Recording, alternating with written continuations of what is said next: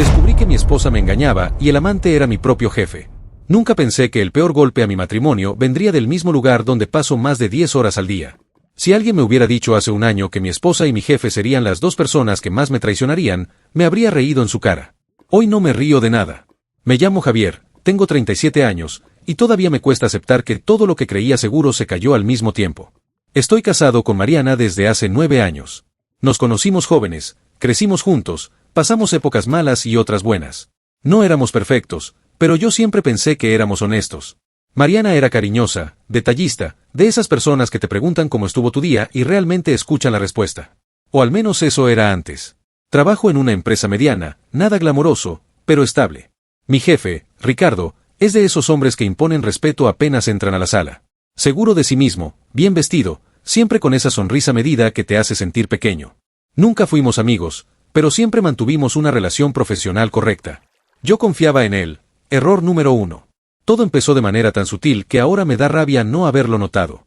Mariana comenzó a arreglarse más para salidas rápidas.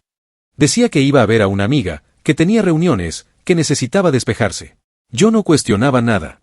Pensaba que era normal, que quizá estaba pasando por una etapa distinta. Además, yo llegaba cansado del trabajo, con la cabeza llena de pendientes y preocupaciones. Pero algo empezó a sentirse raro. Mariana ya no me esperaba despierta. Contestaba mensajes con una sonrisa que no me incluía. Ponía su celular boca abajo, algo que antes no hacía. Cuando le preguntaba si todo estaba bien, me decía que sí, que solo estaba cansada. Yo le creí. Siempre le creí. Un jueves por la noche llegué antes de lo normal. Al entrar al departamento noté que Mariana estaba en la ducha. Su celular estaba sobre la mesa del comedor, vibrando sin parar. No tenía intención de revisarlo, lo juro, pero el nombre que apareció en la pantalla me dejó helado. Era Ricardo. Mi jefe. Al principio pensé que era algo del trabajo. Quizá necesitaba algo urgente, algún reporte. Pero el mensaje seguía vibrando, insistente. No sé qué fue exactamente lo que me empujó, si la curiosidad o una alarma interna que llevaba semanas ignorando. Tomé el celular. Estaba bloqueado. Nunca había tenido contraseña antes. Ahí debí parar. Pero ya era tarde. Cuando Mariana salió de la ducha y me vio con su celular en la mano, se quedó inmóvil. No dijo nada. Yo tampoco. Solo nos miramos durante unos segundos que parecieron eternos. Fue ella quien habló primero. Javi, no es lo que piensas. Esa frase. La maldita frase. Le pedí que desbloqueara el teléfono. Al principio se negó. Dijo que estaba invadiendo su privacidad, que no confiaba en ella. Yo le respondí algo que todavía recuerdo palabra por palabra: si no tienes nada que ocultar, no debería ser un problema. Temblando, lo desbloqueó. No había que buscar mucho. El chat estaba ahí, sin borrar, sin esconder. Mensajes diarios. Corazones. Bromas internas. Fotos que no eran explícitas, pero tampoco inocentes. Había una intimidad que no era mía. Una confianza que yo había perdido sin darme cuenta. Lo que más me dolió no fue leer que se decían te extraño. Fue leer cómo se quejaban de mí. De mis horarios, de mi cansancio, de que siempre estaba estresado. Ricardo escribía como si me conociera mejor que yo mismo. Y Mariana respondía, validándolo. Sentí vergüenza. Rabia. Una sensación de humillación que me apretó el pecho. Le pregunté desde cuándo. Me dijo que no había pasado nada físico, que solo hablaban, que la escuchaba, que se sentía sola.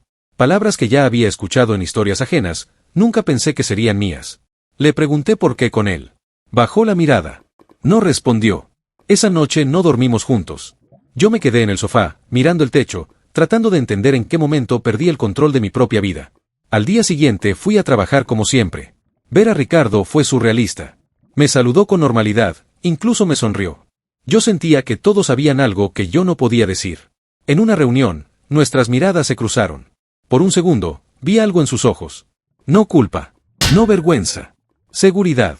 Ahí entendí que esto no era solo una traición personal. Era una doble humillación. En mi casa y en mi trabajo. Y lo peor era que yo todavía no sabía hasta dónde había llegado realmente esa relación, ni lo que ambos estaban dispuestos a hacer para protegerla. Esa fue la primera vez que pensé que quizás mi vida, tal como la conocía, ya estaba perdida. Y apenas era el comienzo. Al día siguiente de descubrir los mensajes, Mariana actuó como si nada hubiera cambiado. Me preparó café, me dio un beso a la mejilla y me dijo que habláramos con calma en la noche. Yo asentí, pero por dentro algo ya se había fracturado. No era solo el engaño. Era la sensación de estar siendo observado, evaluado, quizá incluso reemplazado, por el mismo hombre que firmaba mis reportes y decidía mi futuro profesional. Llegué a la oficina con el estómago revuelto. Ricardo estaba en su despacho, la puerta entreabierta. Cuando pasé frente a él, levantó la mirada y me llamó. Javier, ¿puedes pasar un momento? Entré tratando de mantener la compostura. Cerró la puerta con calma, demasiado tranquilo para alguien que estaba intercambiando corazones con mi esposa. Me habló de resultados, de metas del trimestre, de mi desempeño. Nada fuera de lo normal. Pero había algo en su tono, una especie de superioridad nueva que antes no percibía. En un momento hizo una pausa y me dijo, te noto distraído estos días. Si tienes problemas personales, es mejor que no afecten tu rendimiento. Sentí un golpe en el pecho. ¿Era una advertencia? ¿Una provocación?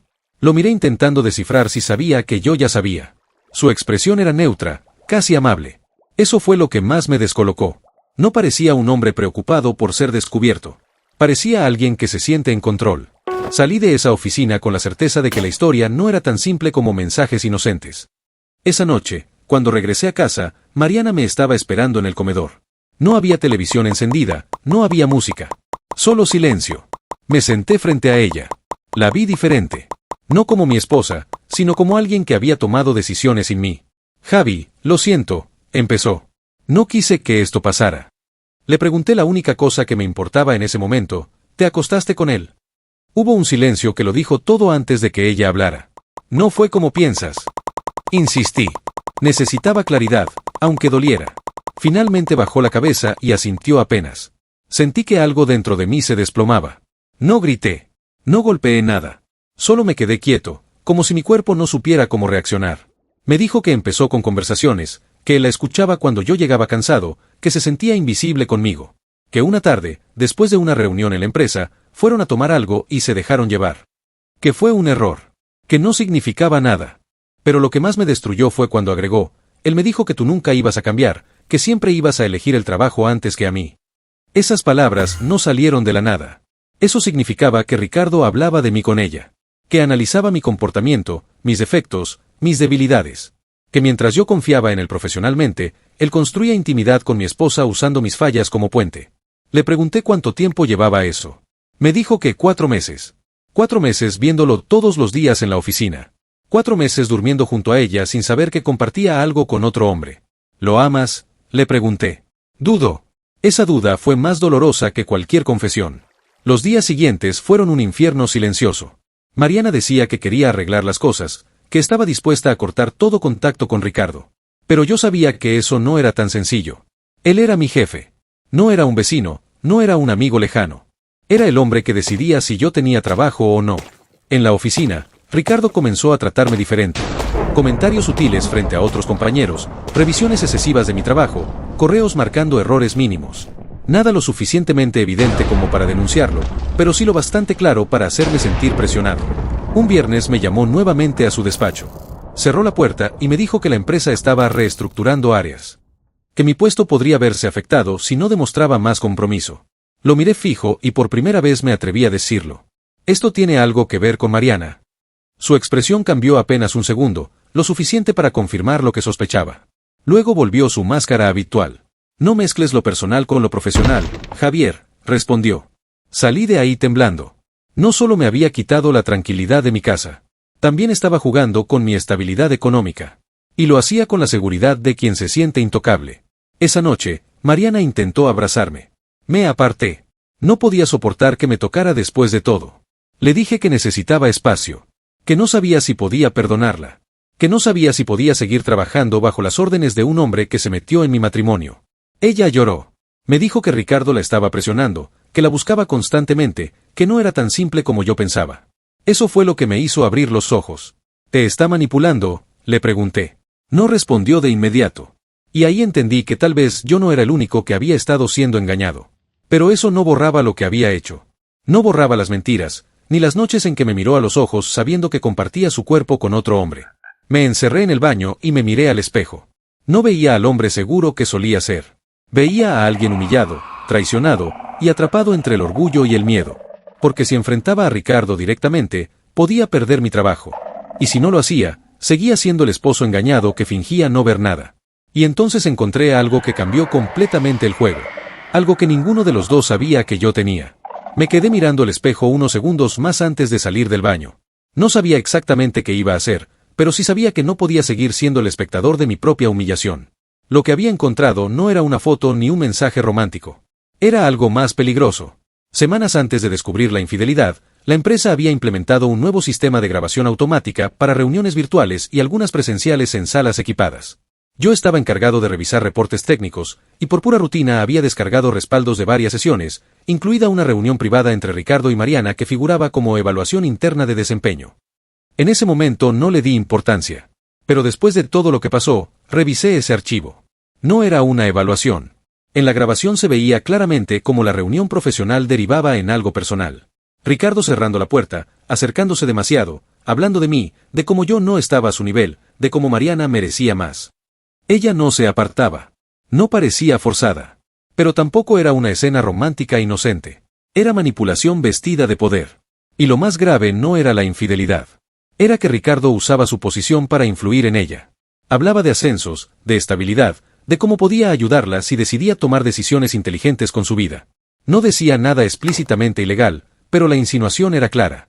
Cuando terminé de ver el video, entendí que esto ya no era solo un triángulo amoroso. Era una mezcla tóxica de poder, deseo y control. Guardé el archivo en un disco externo.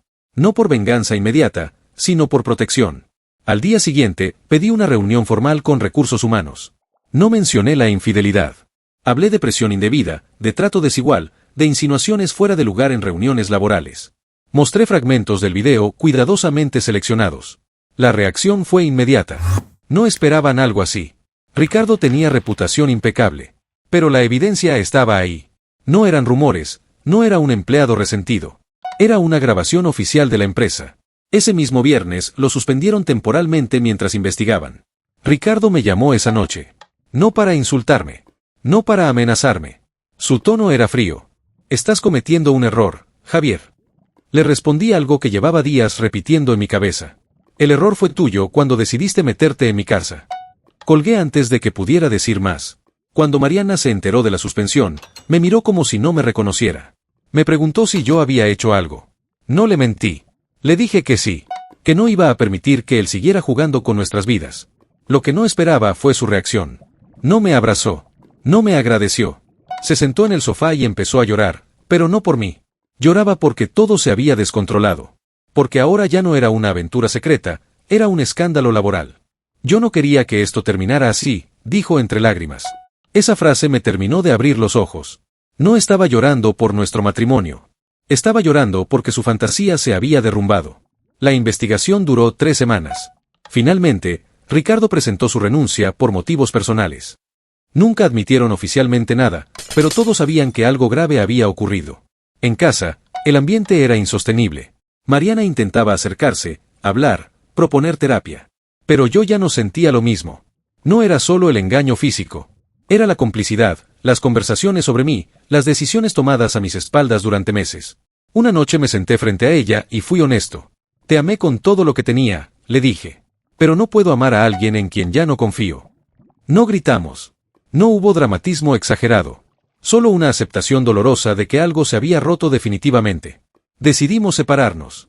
Ella se mudó semanas después. El departamento quedó en silencio, pero era un silencio diferente al del principio. Ya no era el silencio de la ignorancia. Era el de la verdad. En el trabajo, las cosas cambiaron. Me ofrecieron reubicarme en otro departamento. Algunos compañeros me miraban con curiosidad, otros con respeto. Yo simplemente seguí adelante. Hay días en que me pregunto si debía haber peleado más por mi matrimonio. Si debía haber intentado reconstruir algo.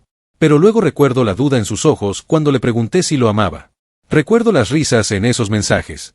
Recuerdo a mi jefe analizándome como si fuera un obstáculo. Y entiendo que no perdí solo una esposa.